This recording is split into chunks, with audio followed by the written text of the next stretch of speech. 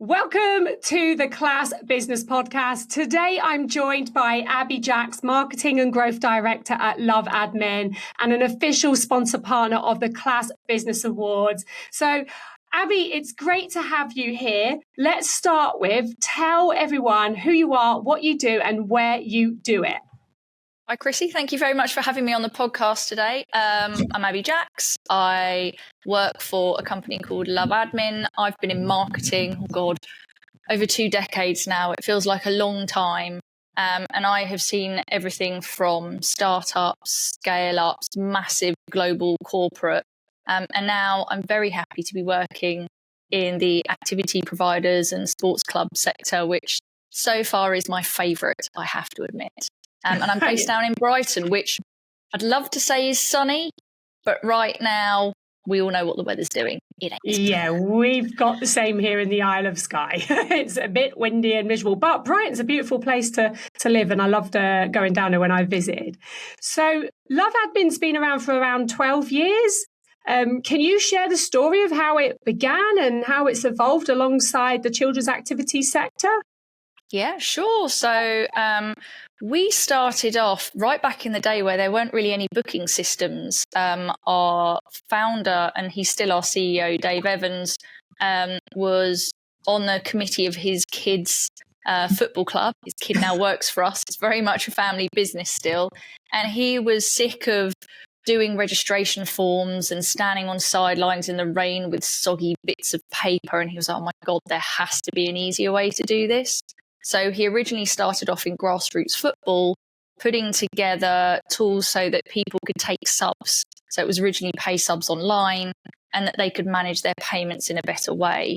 As he was doing that, he started getting different people from different sectors like gymnastics going, this is great. We want to do this for our business as well. So he then started to explore how he could take something from grassroots and add it to the gymnastics sector. And then the same thing happened with kind of more class providers and children's activity providers. So he started building out features and functionality for them. And what he found on the way was that there might all be children's activity providers, but they work in very different ways. And what they need as a business is very different. So he started kind of fine-tuning, adding more features on. And his focus was always, I don't want to just cover the basics. I really want something that adds value and gives the features and tools that people need on a day-to-day basis.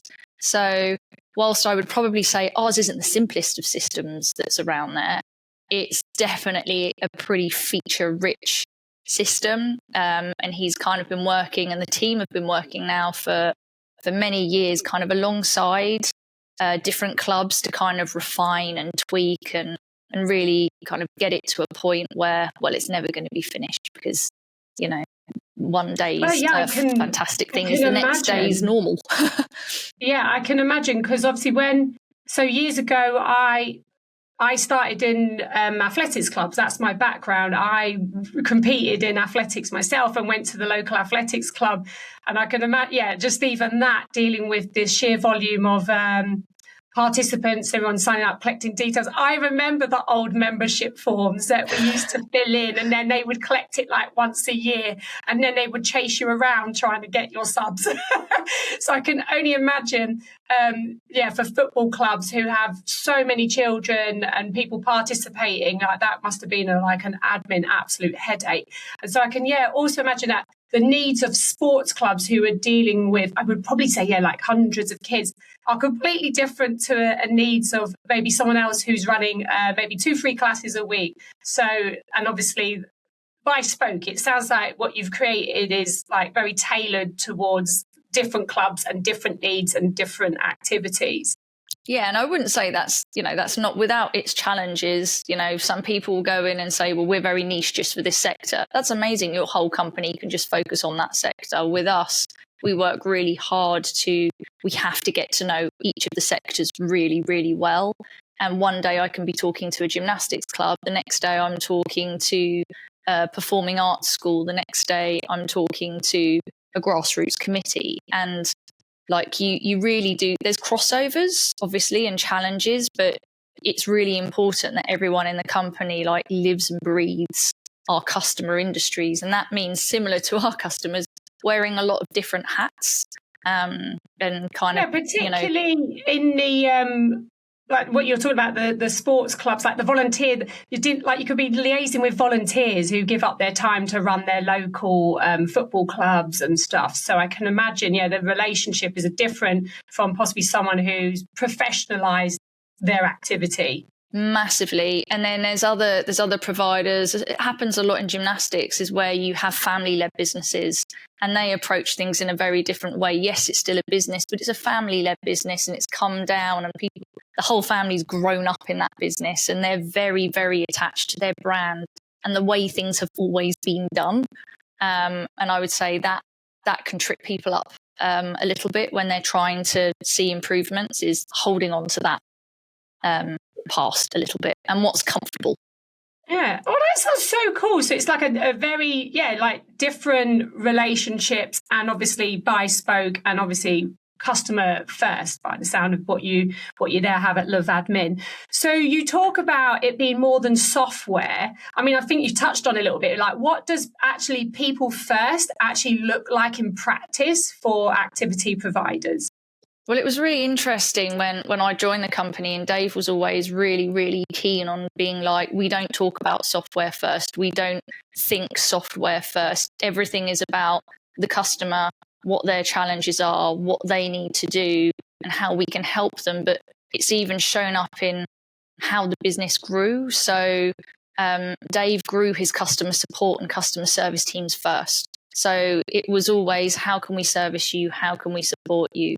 We've always had the ability for people to pick up the phone and speak to someone, or email. It's not fill in a contact form and we might get back to you. Or when we're onboarding, it's not a case of it's fully self-help and you just have to figure it out for yourself.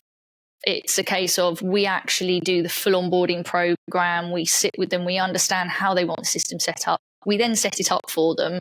We then train them and hand them the keys. And then when they're comfortable, it passes over, because the industry that we're in is so people focused. It's so community driven. People are, as you said, either volunteers or really, really busy. They don't have time to sit there and become experts in software. So we need to be there to support that. And then with the software, it's driven by the calls that we have with our customers and what they're requesting. We offer services as well. And then we launched Thrive Hub recently to our customers, which goes again beyond just software and admin. It's, okay, you want to learn how to improve your governance or your safeguarding. Here's some micro courses that you can take. And then at the end, here's resources and templates and stuff that saves them time having to go, oh God, how do I put this document together that I need for my next meeting? So it's always very much people focused, and everyone who comes on board as a team member, like, the culture is really important. We have to have people that are passionate about the space and our customers. And it really comes across, like, when you're here in the team. We're a small team. People think we're actually quite a large organization. I guess my marketing's done a good job, but we're actually small. We're only 40 odd people ourselves. We're still founder led. We're not like one of the big software firms who've had millions of pounds investment. Everything we do comes out of the money we make that goes back into the business again. And I think that's probably something that most people don't realize about us. Right. Now they do. They will know that that's how it works. And it's nice because it's like the ground up, isn't it? Like built something from the ground up, and then obviously helping the community and then bringing it back in.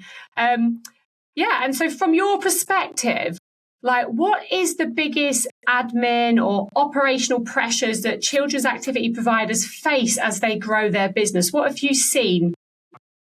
Oh, there are so many, Chrissy. Oh, good. This is juicy then, because this is going to give insights to help providers listening. So it depends where they are in their stage, but one of the common things is always around payments, and that's what opens the door for people. They're like, we have so many people, We don't like the awkward conversations with people chasing payments, or we expect that we're taking payments, but actually we don't know what payments are fully coming in the door. People can come in and they're missing like 40% of the money that should be coming in, and they don't even realize it. So I think payments becomes quite tricky. I think when they're starting to manage different classes or different types of revenue, they want to run a holiday club, or they want to schedule a few different places in with different teachers or in different locations. Trying to manage all of that scheduling internally for the staff and keeping it visible with availability for the customers who are coming on the site, that's a challenge. And you and I will both know, we're both marketers as background. Marketing's a real challenge for them. Like it's not what they went into their business necessarily to do. It's something that is actually, despite what many people think, quite a big skill set to try and have. And it's something that you have to keep putting time in again and again. It's not a task to be ticked off. It's like an ongoing thing to keep filling your classes and keeping them full and keeping people engaged. And a lot of people struggle with that. Even the ones that get the basic foundations and operations right, and they'll think that they're doing great marketing. You'll come back and do a workshop with them, and they're like, "Oh, I didn't realise that I had so many gaps." And I'm like, "Oh, yeah, leaky bucket, yeah, leaky bucket, yeah." But the thing that trips everybody up, as I said at the beginning, is this is how we've always done it. Like not being able to get out of that mindset, or to get team members out of the mindset to embrace something new and change the way that they do something, because it just might be really inefficient.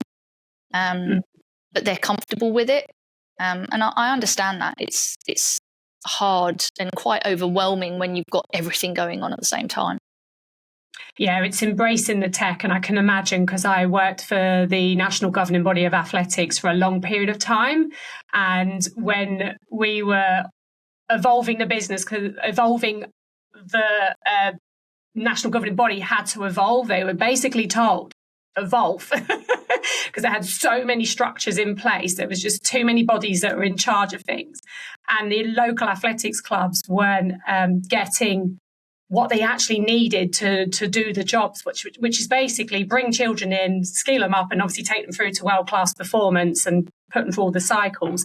And change was one of the biggest things, because we were working with volunteers, and you're having to take volunteers and out on the journey with you. So I can only imagine, if you've got people that have run their business in a particular way for a long period of time. Even I'm like that now.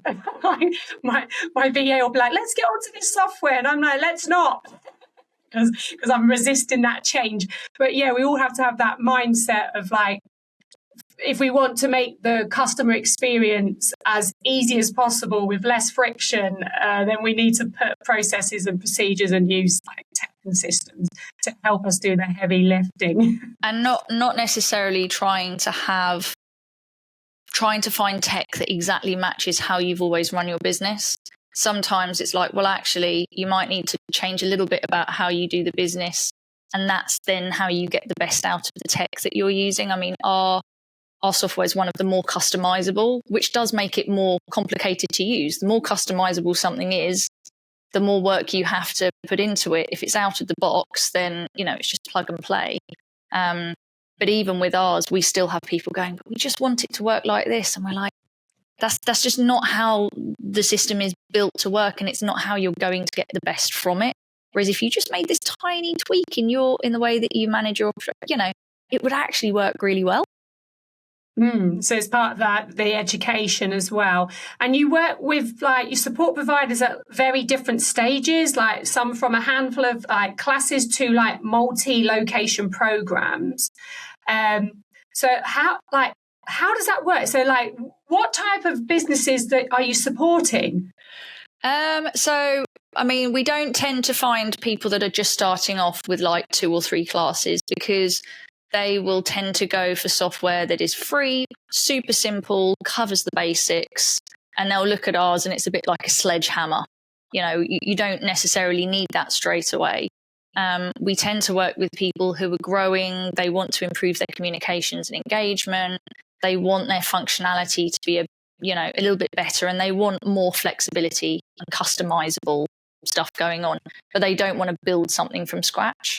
But it really is horses for courses. Like everything from when people first speak to one of our business development lot, who will be going through on those early calls going, okay, well, how do you run your business? What's important to you?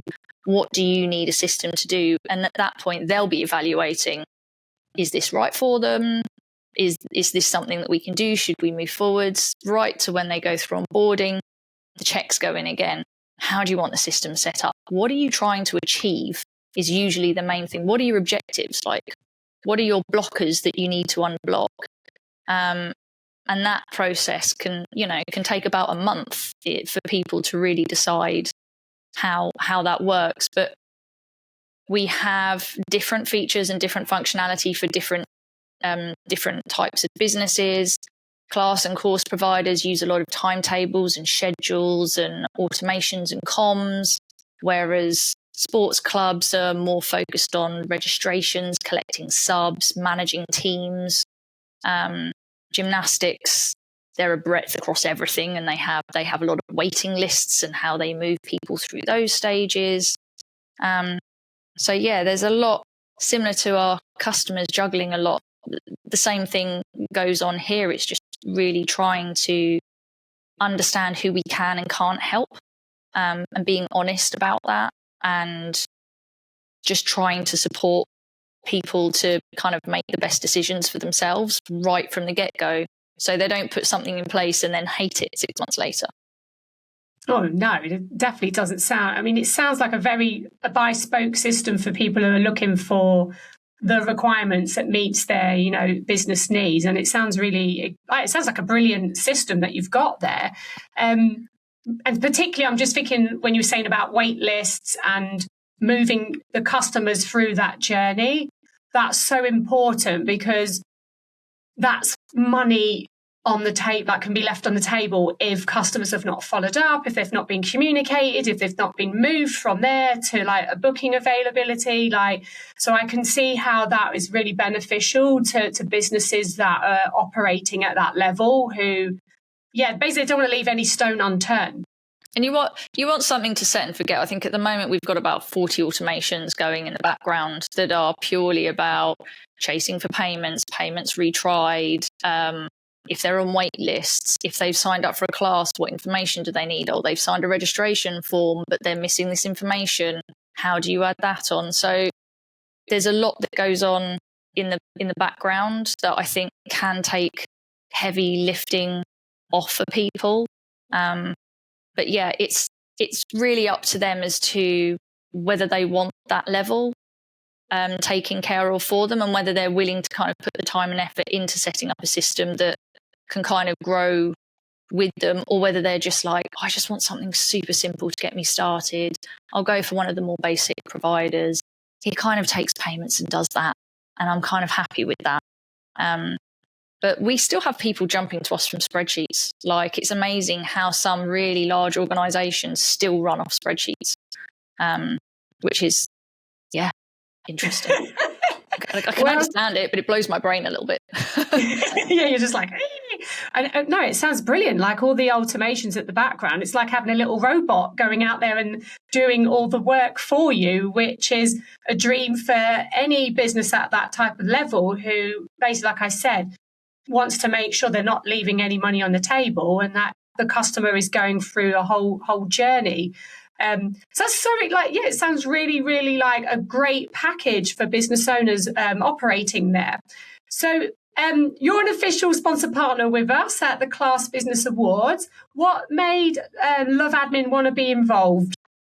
Well, it was a bit of a journey. So as we were launching Thrive Hub, I'm always looking at partnerships and people that I think that are offering really great resources and services into the same space as us, and trying to find people with similar values to us as well, because we know that's so important with partnerships. Obviously came across you, Chrissy, and as another marketer, I was like, oh my goodness, look at her stuff. It's brilliant. I love the podcast. I love what you put out.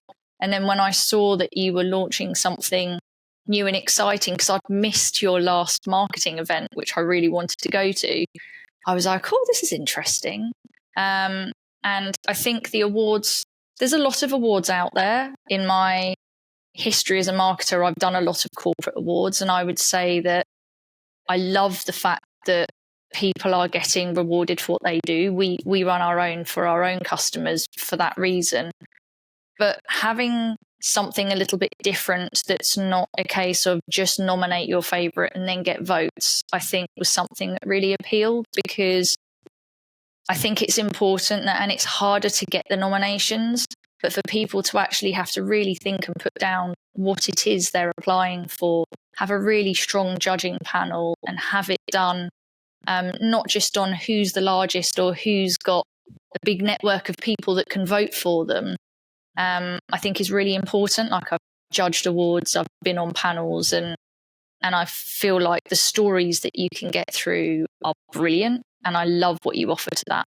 And the way that you're doing it with that full year content and interviews and that kind of thing, it's really helpful. It takes it beyond just your normal awards piece. Let's go and have a nice jolly on a table and wear some nice frocks, which, you know, is all good and fun. But this feels like there's a really good lead up to it, and all of your interviews will be really interesting for like-minded people to do, and hopefully help them have the confidence to enter. Yeah, totally. And I also think that when people sit down to like apply for an award and they use the process correctly, they can use it as a way of reviewing their business from the last year, of what went well, what didn't go so well, like what marketing worked, what sales worked, what campaigns worked, and then they can take all of that into their business planning for the following year, which is something I've always done with my business club members. It's like, okay, we've done this, let's review it, and then obviously let's look at how we're going to implement that and obviously tweak things for the following year. And I think awards give you a great platform to do that process, because I think it's so important. I think one of the issues we see that I've seen in the sector is people tend to bob along.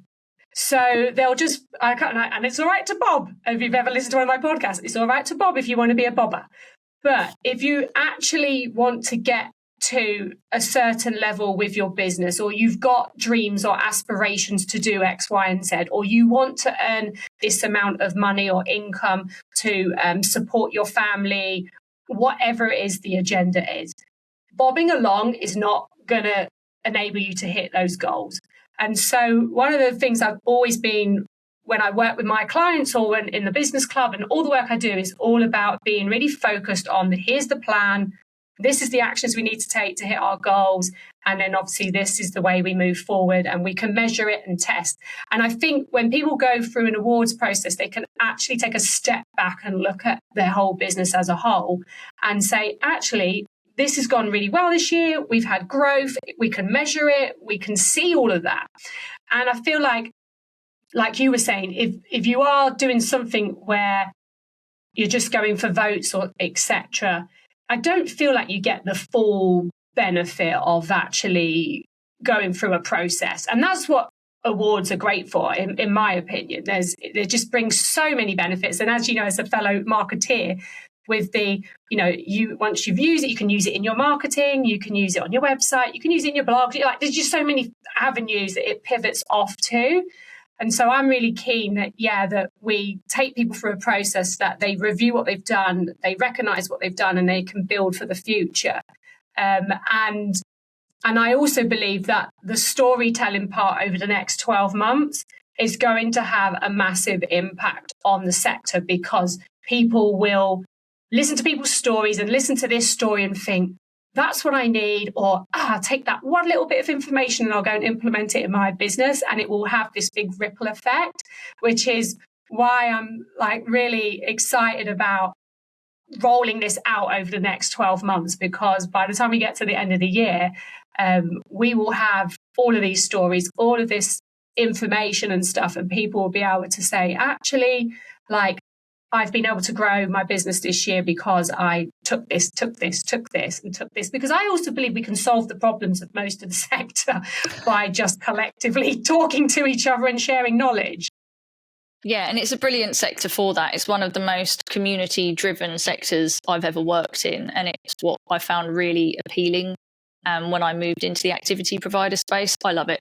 Like, I just think it's fantastic. And when you see all of the women together and you go to the events like ICAP and things like that, everybody really does kind of try and boost each other.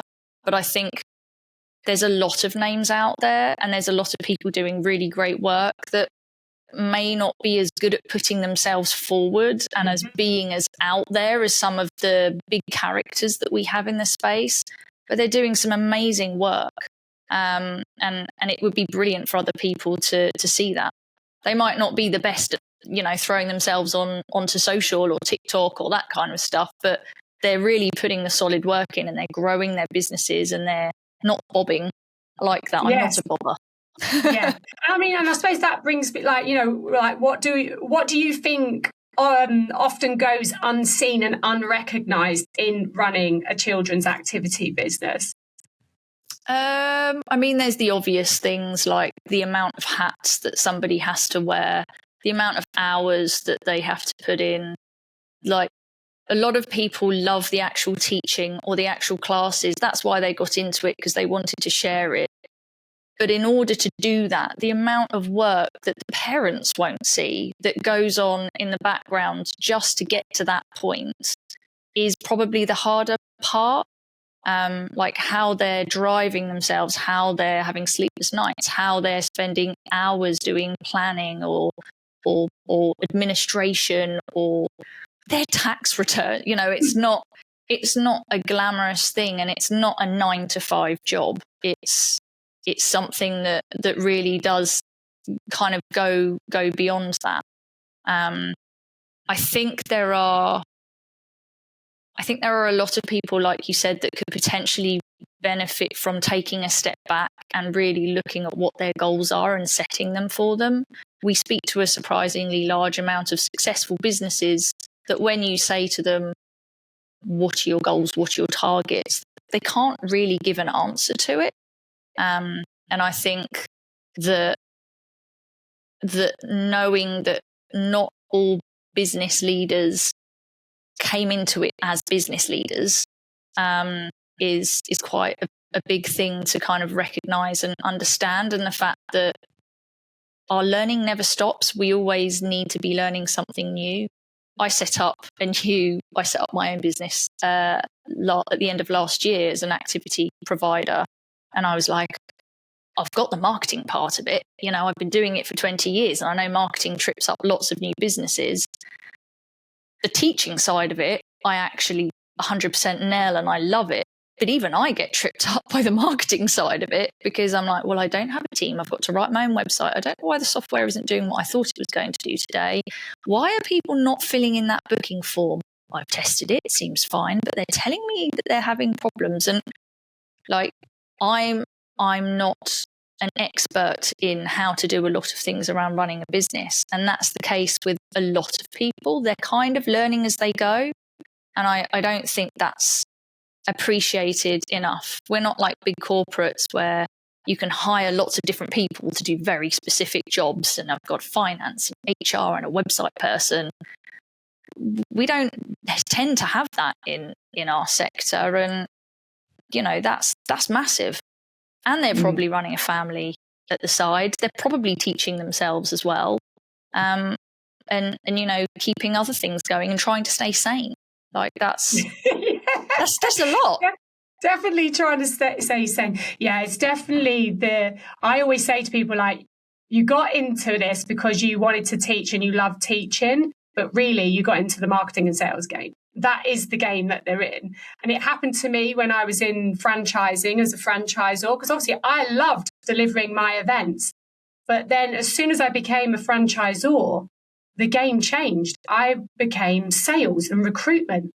And there was many a time that I was sat there doing all the things that I had to do as a franchisor, thinking, this is not what I got into this for.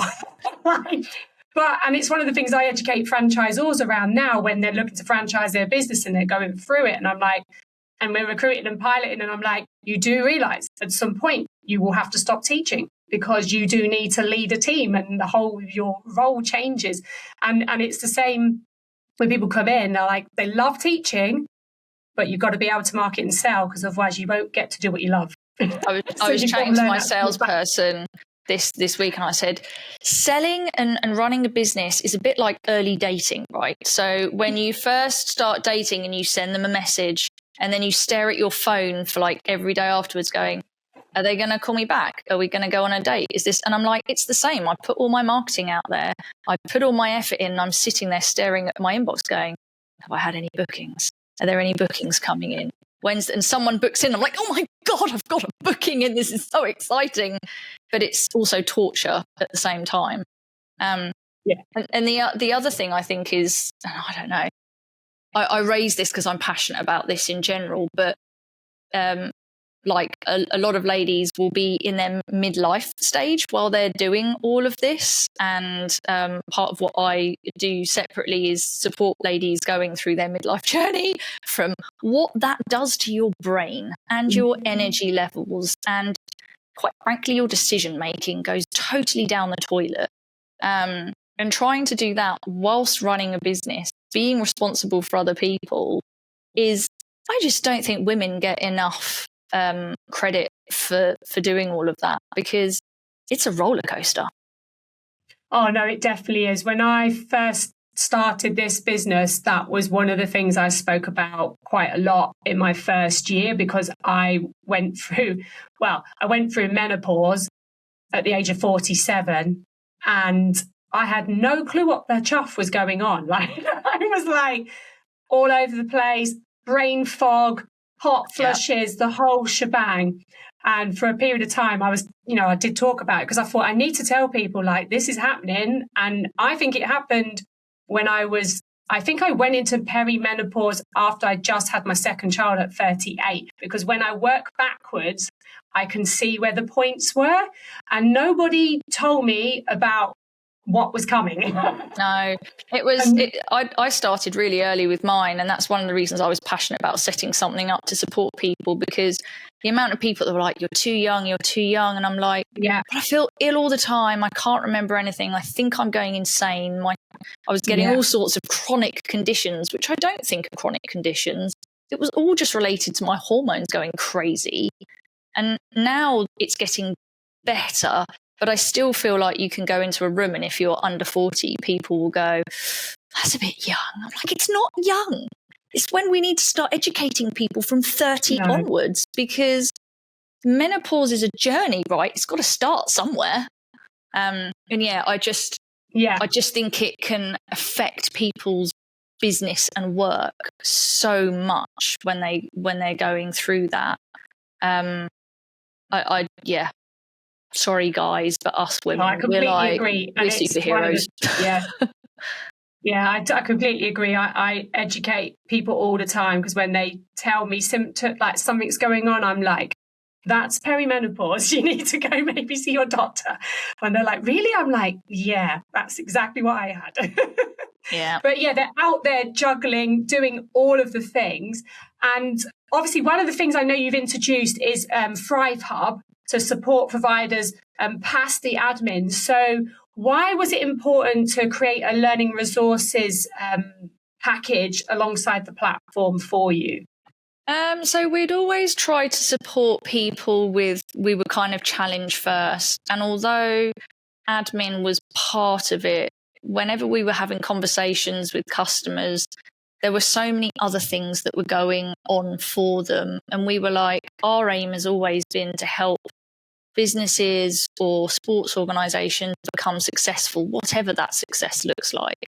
And admin is just part of that. That's your foundations, that's your operational efficiency. But if someone's then saying, well, we want to do something along the lines of, you're talking to us about communications, but we know something needs to change, but we don't really know how or why. So we're like, okay, so growth and retention is something that is coming up for people. We should look at providing education around what they don't know, and help them with that. Or people would say, if it was volunteers, how do we manage volunteers? How do we recruit volunteers? You know, what's the best practice? How do we sponsorship and funding is a massive, massive thing in the sports world. And they don't really know how they're going about it, because that's not where they came from. They just ended up in that role as part of what they were doing. So we just were like, nobody wants or has the time to do really big, long courses. Like, they don't have time to take themselves to school to learn these things. So let's look at really bite-sized micro-learning, step-by-step walkthroughs that give people that knowledge. But we don't want to just stop there, because there's no point just telling someone how to do something if they then don't have the tools to do it. So we were like, okay, so at the end of each course, we need to provide them with resources, templates, stuff that they can actually download, write on, and, you know, and put into practice. So that's what we were leaning towards, like supporting people with that, so that when they do go to use our platform and our software and our tools, they know why they're doing it, and they are helping themselves understand the best practice, or spreading that knowledge amongst other people in their business, so they're not the only person that has to know everything.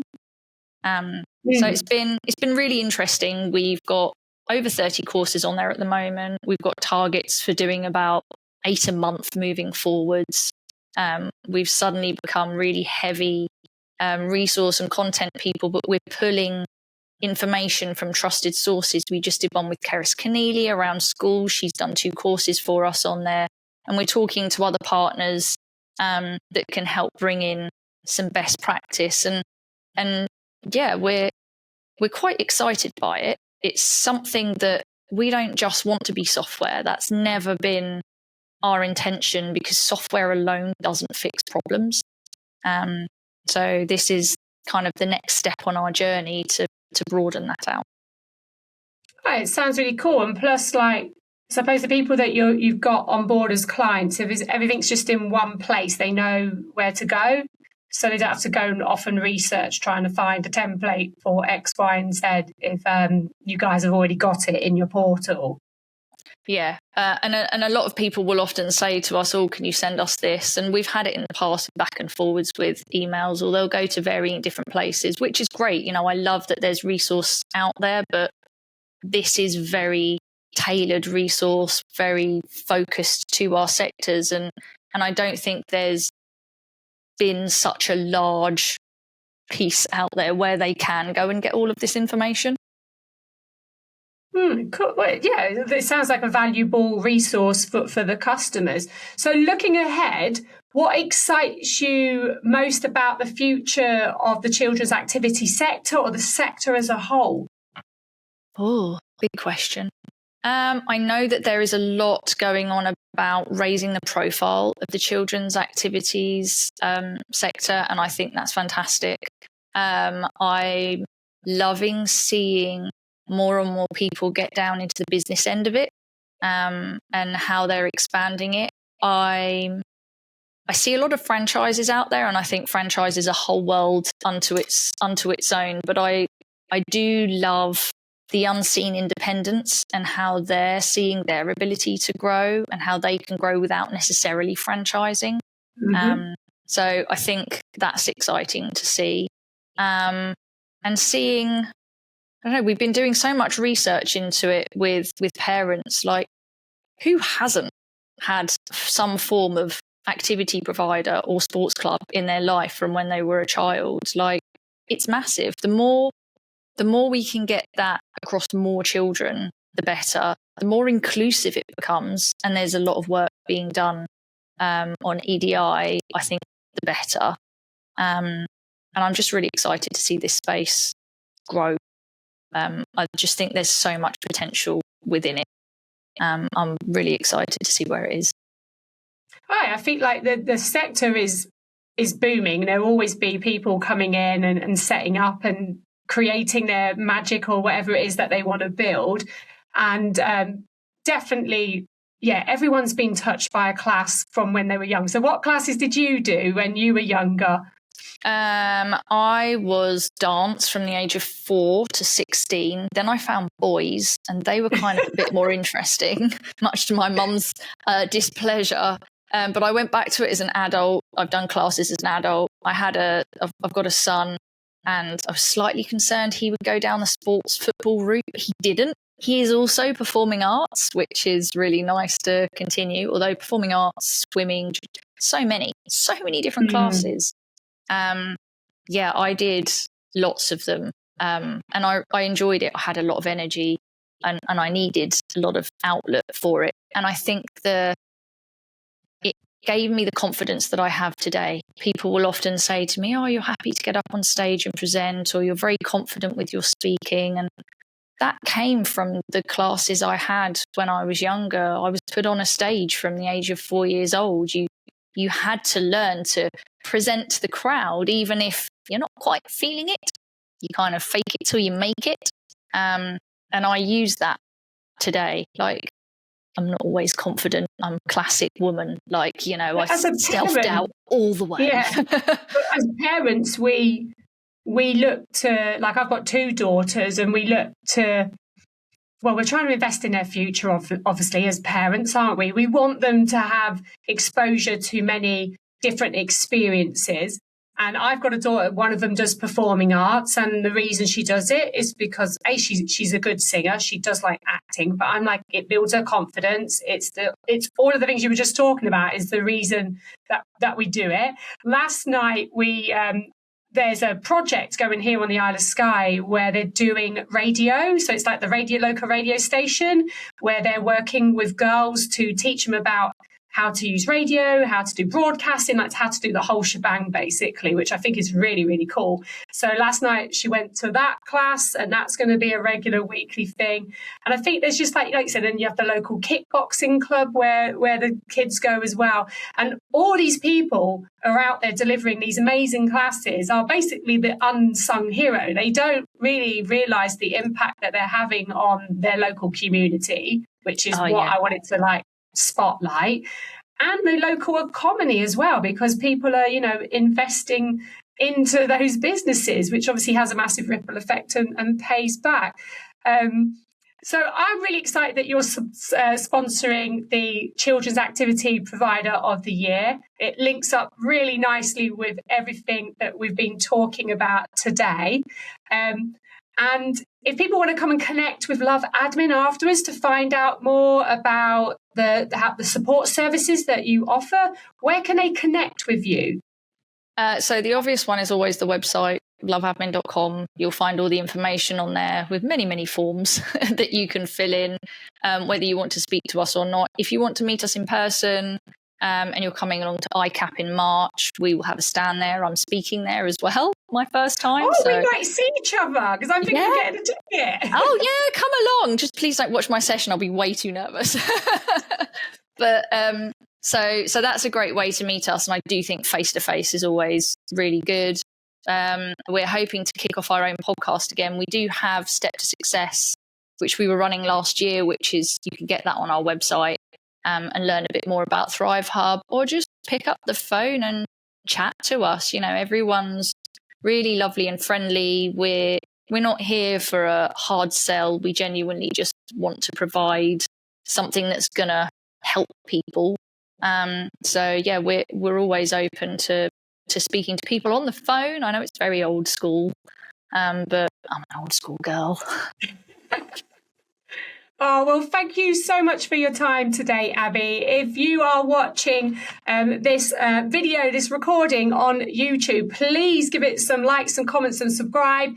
We'll be giving you more interviews throughout the year. We're so excited to be bringing you all these stories. And I'm just really delighted, Abi, that you're coming with us on this adventure and literally just took the leap to come on board and be part of what we're building. Even probably at that stage where you're like, I have no idea really what's going on, but this sounds like it's a good thing and we want to be part of it. So thank you so much for taking the leap. And thank you so much for your time today. Thanks, Chrissy. It's been really enjoyable chatting today.